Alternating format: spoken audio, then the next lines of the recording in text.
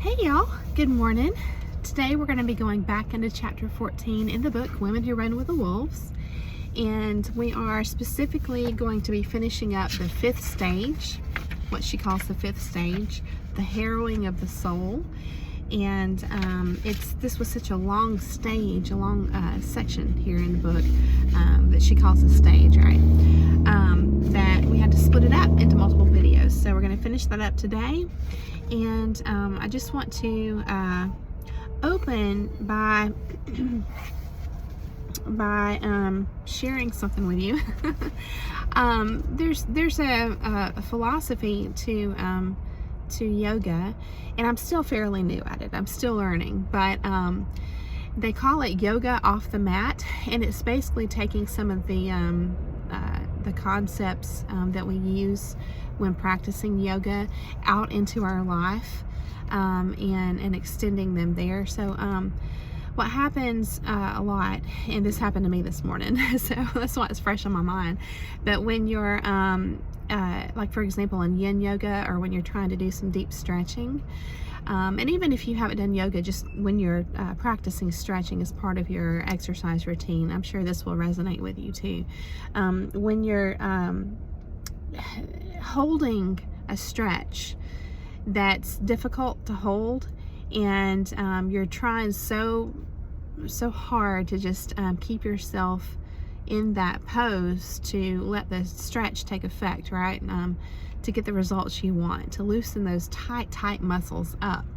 So what can happen, and I've only learned this, I've always tried to be active my whole life, but I've only learned this through yoga. It's a lot of it's mental, come to find out. Not all of it. We do have true physical limitations, but a lot of times the resistance that we hold in our bodies is mental. And so like you'll be bending and got your legs twisted, and you're bent over, and you're you feel the stretch and the pull, and then it helps me when I go to a class and I hear the instructor say, breathe into those tight areas, but first they'll say notice as you're stretching, you're holding it, and they'll say notice where you're holding tension. Notice those areas that are tight, and then they'll say breathe into those areas. And a lot of times all it takes is a shift in awareness, and noticing, like you're instructed, noticing those areas where you are actually holding tension, and you can just release in that moment. And when you release in that moment, you can just deepen your stretch like greatly. So that's an example of yoga off the mat. You can take that same concept and apply it in the world in a lot of different ways. That in itself could probably be worth its own video, looking at all the different ways that could apply in life. But for our purposes, I want to relate that to what we were talking about in this section here, the harrowing of the soul. And we talked about the definition of harrowing, and how it means on one hand acutely distressing, but then on the other hand it's in reference to dethatching a field, getting rid of the dead cuttings off of a grassy field, so that the sun and the rain, the water can reach down into the roots of the new vegetation trying to spring forth, right? So the dead has to be removed. And so to relate that to what I'm talking about, yoga off the mat, is this. Through this process of experiencing face-to-face darkness in this world, and again, a lot of my videos are, well, all of my videos really are inspired by the growth that can come from leaving a toxic environment or relationship, such as a narcissistic one, okay, because it changes you, and we can harness that and move forward and let it act as lessons, basically.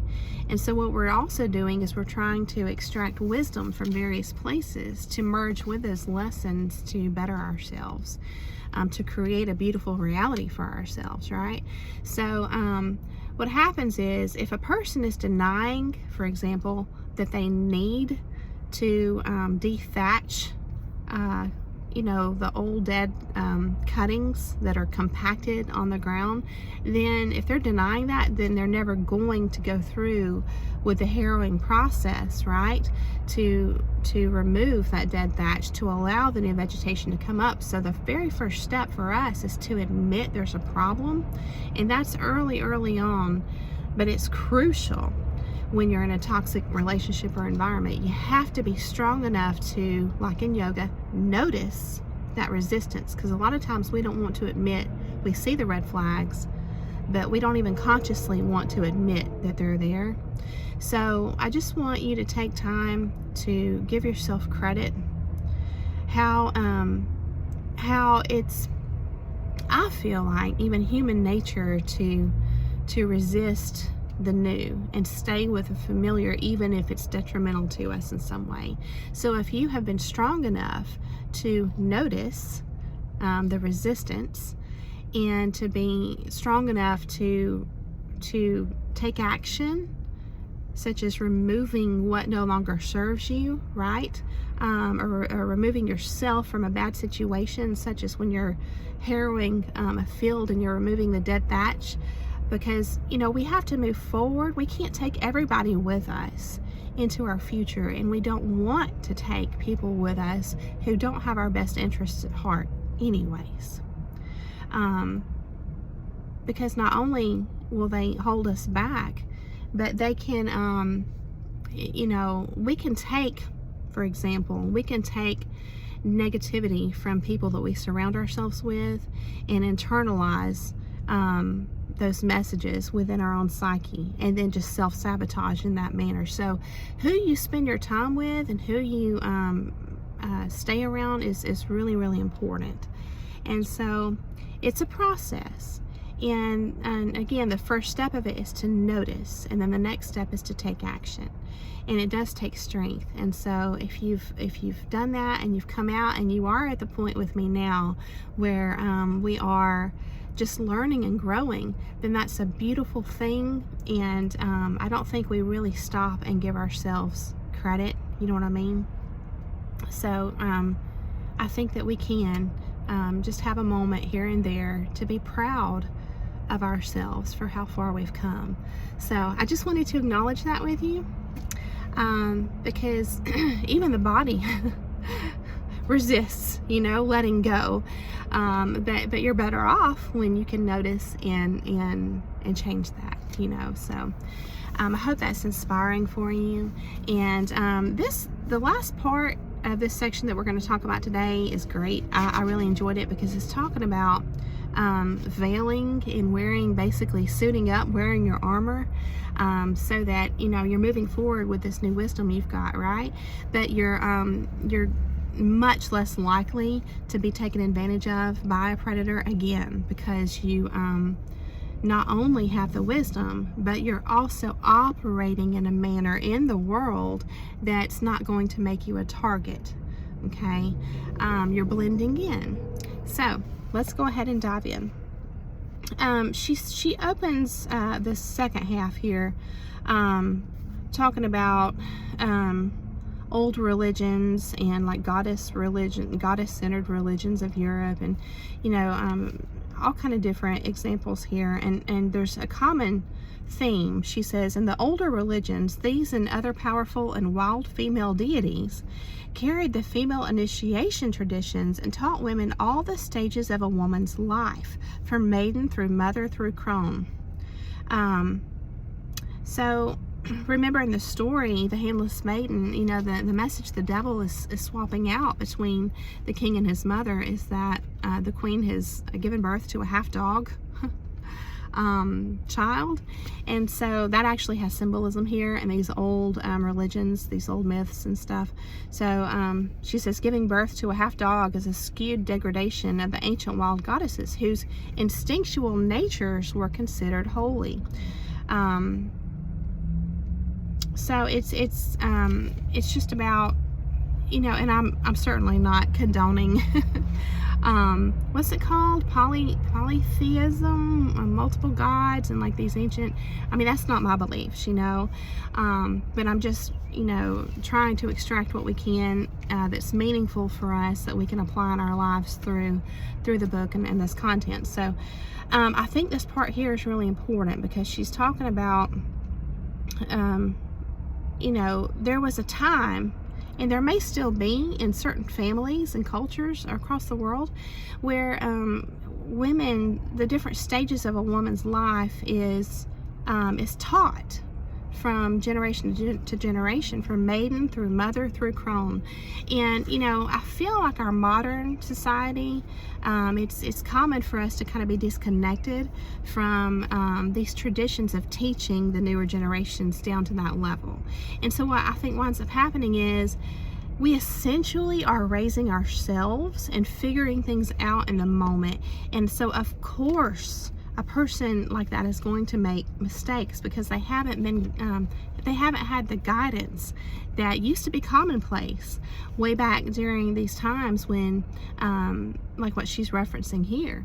So yes, so, but back in the day, she says, instinctual natures were considered holy. So to even be made aware of as a young person your instincts, and to listen to that is huge. It's huge, versus a child who never had that kind of discussion with their elders, you know.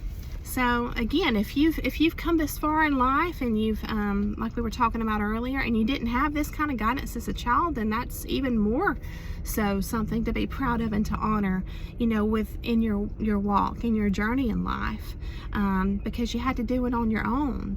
And so just something to be conscious of, that back in the day, you know, all this stuff was acknowledged. It was noticed and it was acknowledged, and therefore action can be taken before mistakes were made.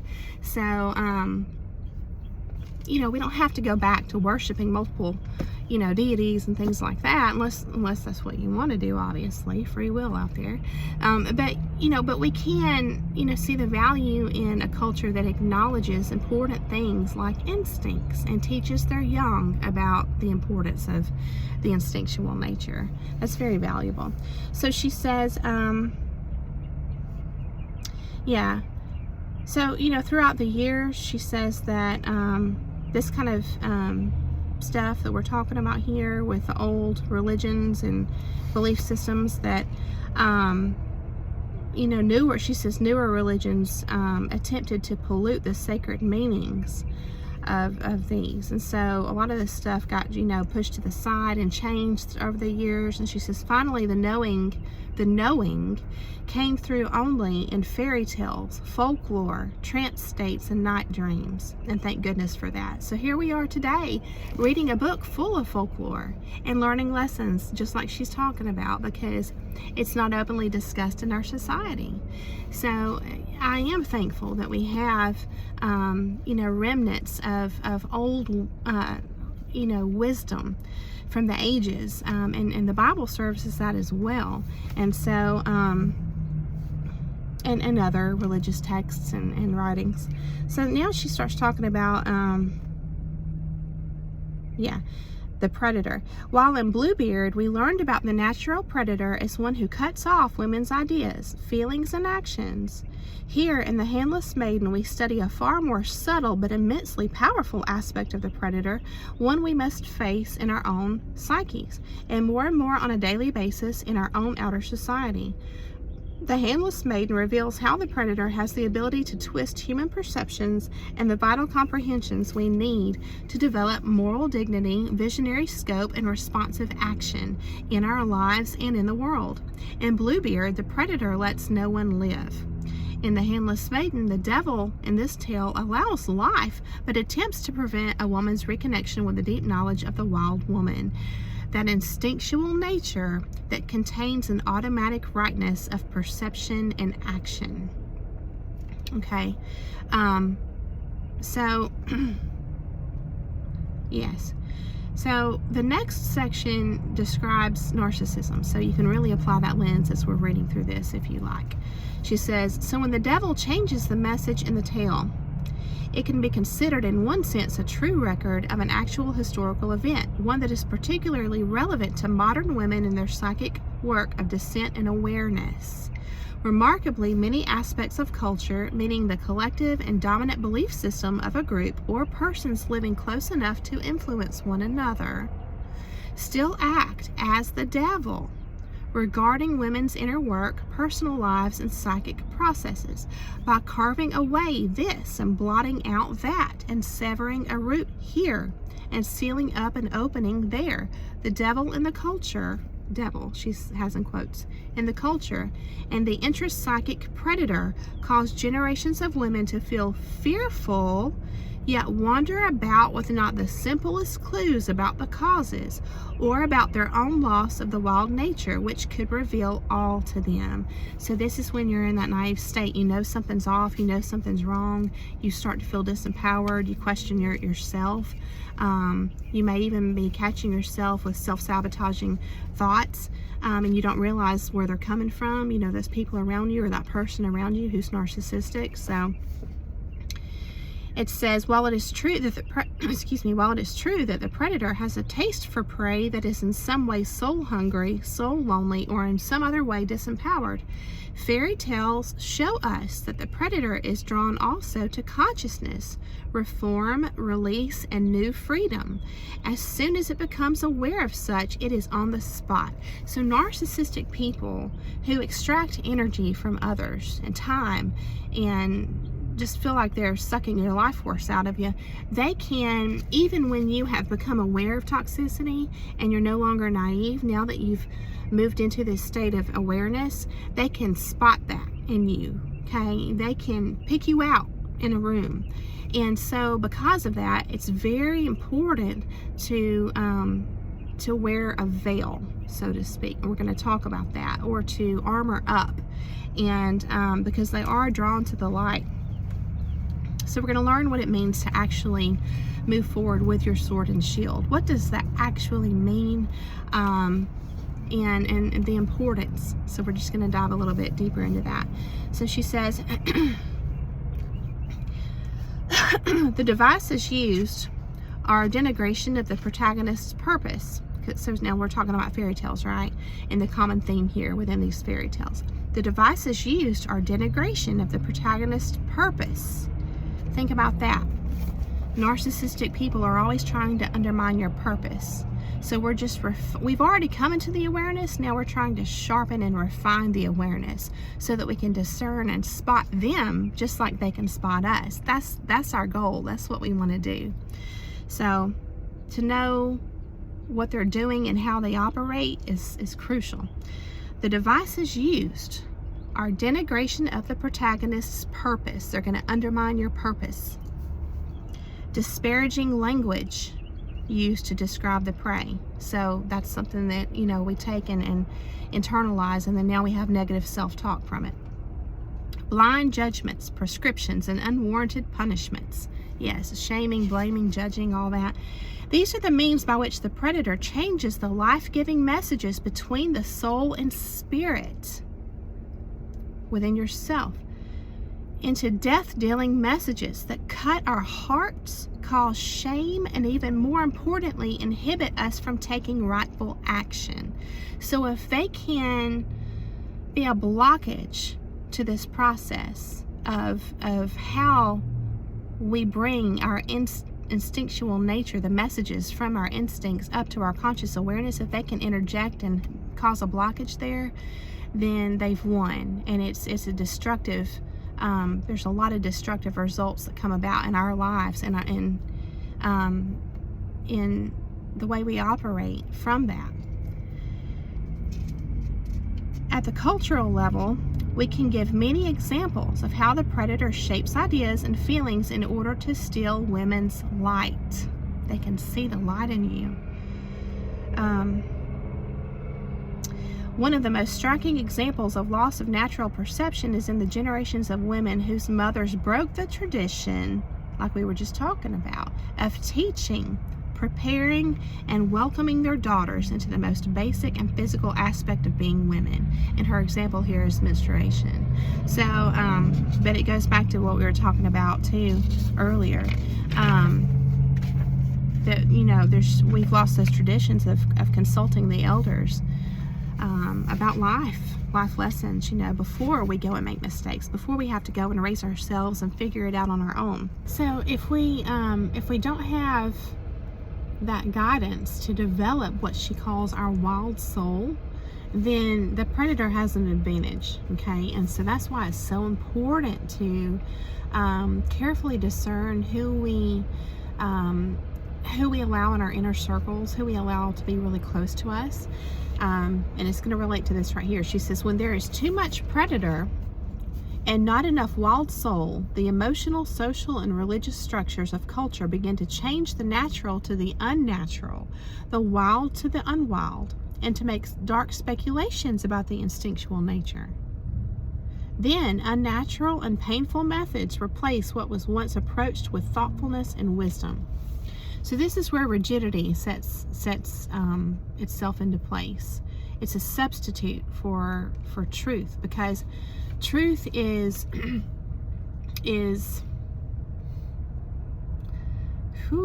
we could take this way off in a different direction here, in a lot of different directions, and to make a point. But let me see if I can whittle down my thoughts to make this not too awful long. But essentially, the truth is perverted, and the truth is what comes from the numinous part of us, the divine guidance, the light inside, the Holy Spirit's guidance, if you want to view it through that lens. That's the truth. And so if the enemy can cut off that connection, then the enemy can interject with a different truth, which is really a lie disguised as the truth. And that's where things are going to get very restraining and confining and restrictive. And you know, if you kind of put this lens on, you can look out in modern society and kind of see how this is at work, not only like in the things you've experienced in your personal life with a narcissistic person or toxic environment, but also in society at large. You can kind of see how this operates, how, you know, people can be cut off from that inner knowing. So then you kind of see throughout the ages why there's been motivation for certain people to push down and push away and subdue and hide this knowledge that used to be handed down generation to generation, to make sure people stayed strong in those inner and timeless truths. So just something to think about. Then she gets into an example of how to operate. That's what my note says anyway. So we'll see.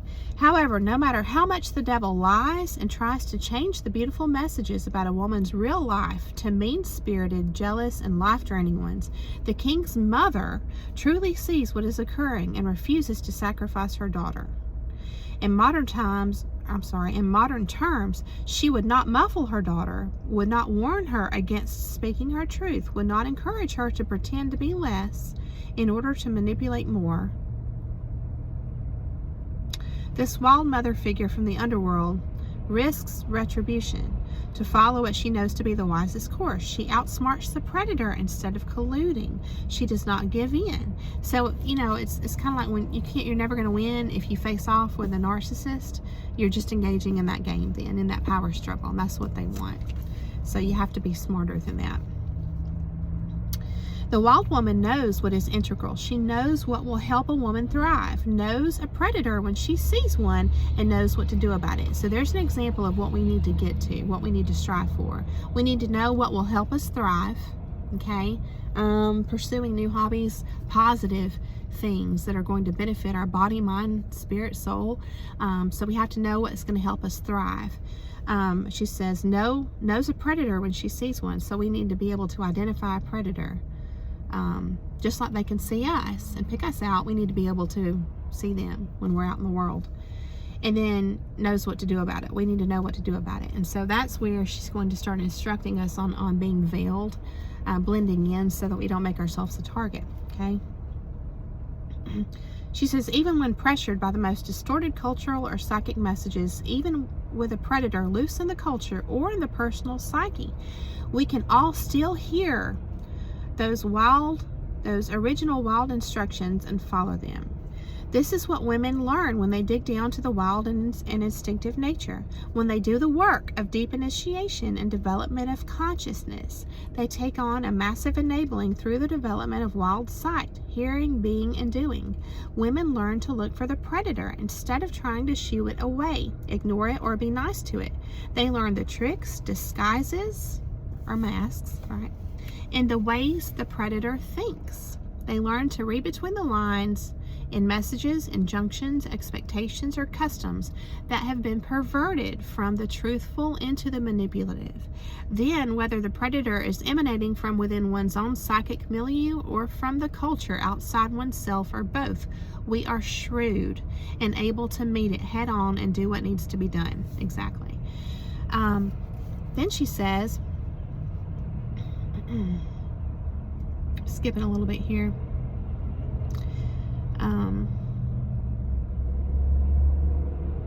She's now going to talk about, let me summarize, the internal voice.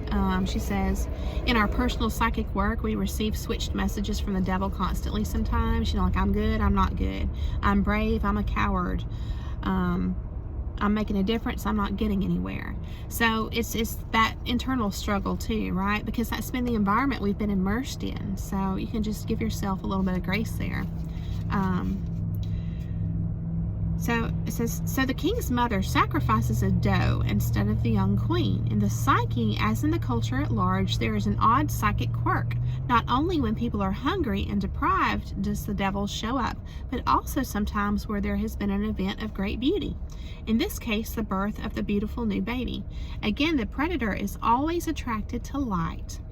And what is more light than new life? Remember what the child symbolizes too, right?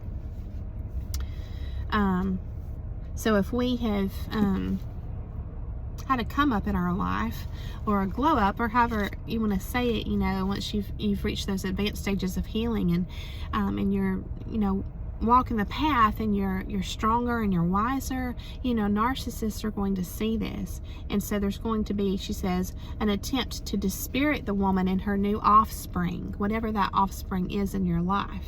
Okay, so don't be surprised if there's some type of sabotage attempt from someone who is jealous and resentful of how this light is working in your life for you. So it could be an idea or a dream or whatever it is you're pursuing. Now this is interesting. If you remember, we had talked about, I think it was the last video, about the old myth of Zeus and Hera and their child, Hephaestus, I think was his name. So this says, this is the same scenario of the ancient fathers, Kronos and Uranus and Zeus as well, who always attempted to eat or banish their offspring from some dark fear that the children would gain succession over them. So it's just very narcissistic, right? Never wanting another person to do better than them, to outshine them. In Jungian terms, this destructive force will be called a complex, an organized set of feelings and ideas in the psyche that is unconscious to the ego, and therefore more or less can have its way with us. In the psychoanalytic milieu, the antidote is consciousness of one's foibles and gifts, so that the complex is unable to act on its own. So that's where we're weeding out our own self-destructive thoughts, doing shadow work and things like that, so that we can make sure we've extracted any of that influence that we've had from being around people that we really shouldn't have been around, and where we've internalized that negativity. We just kind of weed that out, or get rid of the thatch, the dead thatch. So then she goes into just some examples of some other stories. There's one from Iceland about a force in the psyche called Brak, B-R-A-K. If you want to look that up, the Iceman, there's a story about that. And it just talks about the similarities in these stories, and how the devil's appearance can be disorienting, when you're naive and not expecting it. It can totally throw you off balance, and that's what a narcissist tries to do, is catch you unaware. come in at an angle that you don't expect, you know. It says, this story, however, leaves us with an excellent clue. If you have lost your mission, your oomph, if you feel confused, slightly off, then look for the devil, the ambusher of the soul within your own psyche. If you cannot see, hear, catch it in the act, assume it is at work, and above all, stay awake. No matter how tired you become, no matter how sleepy, no matter how much you want to shut your eyes to your true work.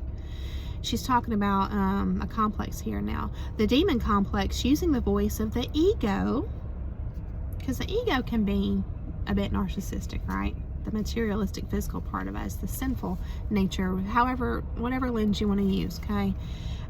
The demon complex, using the voice of the ego, attacks one's creativity, one's ideas and dreams. In the tale, it appears as an inner ridicule, or cheapening of a woman's experience of the underworld. The devil lies and says a woman's time in the underworld has produced a brute, when in fact it has produced a beautiful child. When various saints wrote that they wrestled to keep faith with their chosen God, that they were all night assailed by the devil, who burnt their ears with words meant to weaken their resolve, shook their eyeballs loose with horrible apparitions, and in general dragged their souls over broken glass, they were speaking of this very phenomenon, the devil jumping out. This psychic ambush is meant to loosen your faith, not only in yourself, but in the very careful and delicate work you are doing in the unconscious. It takes goodly amounts of faith to continue at this time, but we must and we do. The king, the queen, and the king's mother, all elements of the psyche are pulling in one direction, in our direction, and so we must persevere with them. At this point, it is a work coming into the home stretch. It would be so wasteful and even more painful to abandon it now.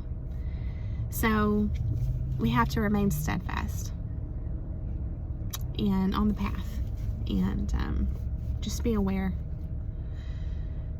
She says, the king of our psyches has a stalwartness. He will not kill over the first blow. He will not shrivel up with hatred and retribution as the devil hopes. The king, who loves his wife so, is shocked at the skewed message, but sends a message back to say, care for the queen and their child in his absence. This is the test of our inner certainty. Can two forces remain connected, even if one or the other is held out as abominable and despicable? Think about, this is all within one person, within your own psyche. So this is like looking back on Skeleton Woman, the story, thinking of shadow work, you know, the part of yourself that maybe felt rejected by, you know, a narcissist in your life, that you've now associated shame with some part of who you are or how you are, and so it's making it's finding a resolution and not separating that part of you. That's what a narcissist does. They separate and divide who they are. There's a division in them. They're hiding this part, you know, and they're guarding it with their life, wearing this mask. But to be free, or as a Christian, free in Christ, you're not wearing a mask. You're not wearing fig leaves. You have accepted all parts of you, you know, that are not perfect, and there's a wholeness that is who you are, and you can move forward in that way free. So that's what I get when I'm reading this. She says, can one stand by the other, the different parts of us, right? No matter what. Can union continue even when seeds of doubt are strenuously being planted? Thus far, the answer is yes. The test of whether there can be a marriage of enduring love between the wild underworld and the earthly psyche is being met, and impressively. On the way back to the castle, the messenger again falls asleep at the river, and the devil changes the message to kill the queen. Here the predator is hoping the psyche will become polarized and kill itself off, rejecting one entire aspect of itself, that crucial one, the newly awakened one, the knowing woman. So the enemy wants us to go back to sleep. They want us to not trust our instinct. They want us to doubt it to the point that we just don't listen to it anymore. They want to kill that part off, because it's the only way the enemy or someone operating in darkness in the world can interject themselves and substitute the real truth with their lie, disguised as truth. You know, they want to be trusted over our own inner knowing. they're trying to take the place of that guidance from the Holy Spirit. So it's very dark. It says, so here's the situation, okay? Here we already have a maiden without worldly grasp, without hands, for the devil ordered these cut off. Now he demands further amputations. He wants her now also without true speaking and without true sight as well. Remember the eyes and the tongue from the doe that the king's mother sacrificed? This is quite a devil, and yet what he requires gives us tremendous pause. See, that narcissistic people don't want us to see the truth or speak the truth, because it's going to reveal their true self. It's going to reveal the fact that they're operating falsely in the world with a mask, and they're actually very cruel and even evil people. They don't want to be revealed. For what he wants to see take place are the very behaviors that have burdened women since time immemorial. He wants the maiden to obey these tenets. Don't see life as it is. Don't understand the life and death cycles. Don't pursue your yearnings, and don't speak of all these wildish things. So, yeah, exactly.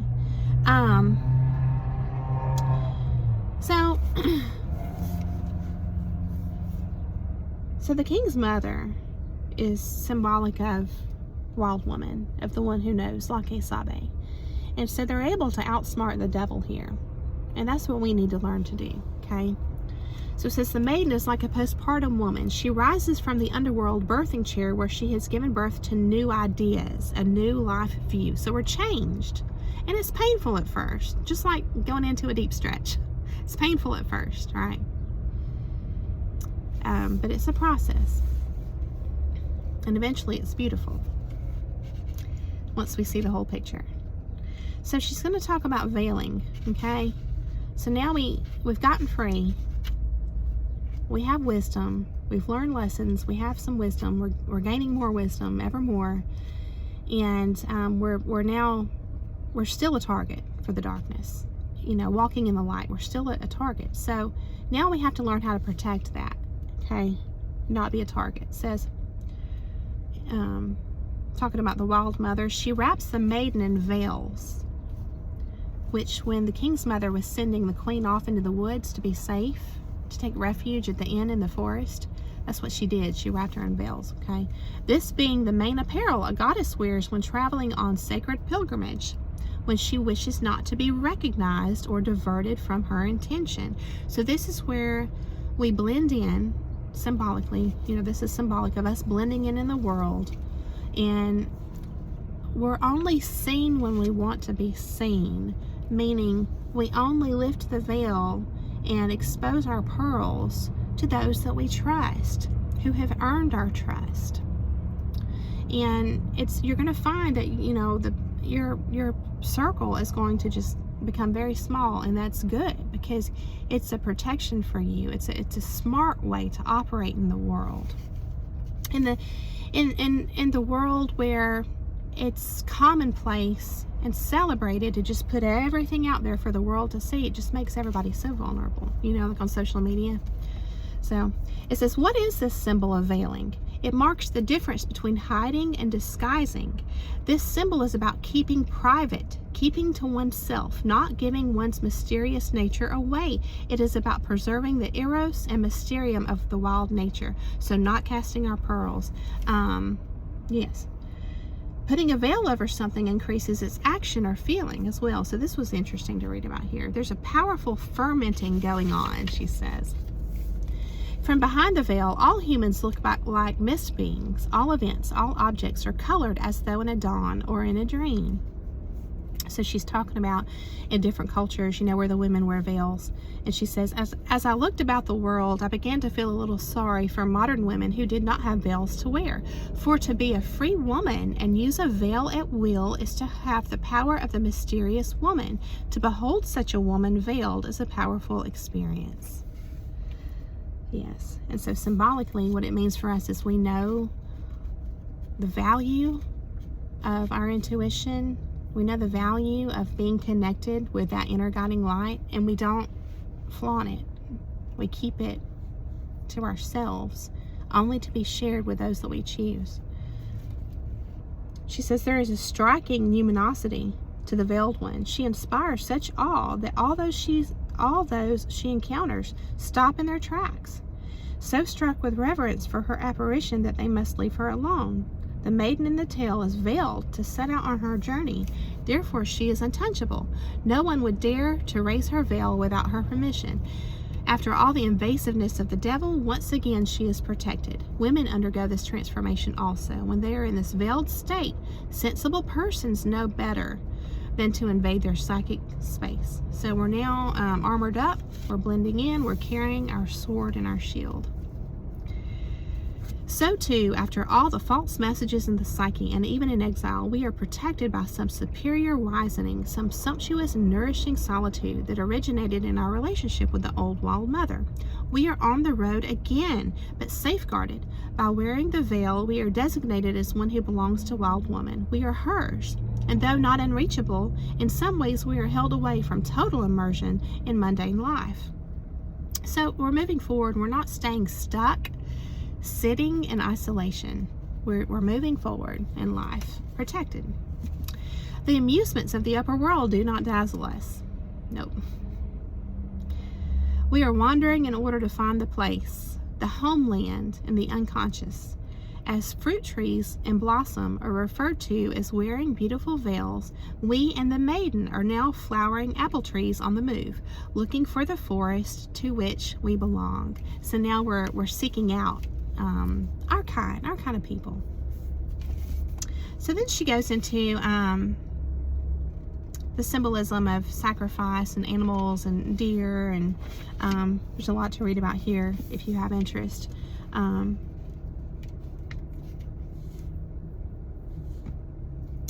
And how, remember, this is like a visit to the underworld. We can't stay there forever.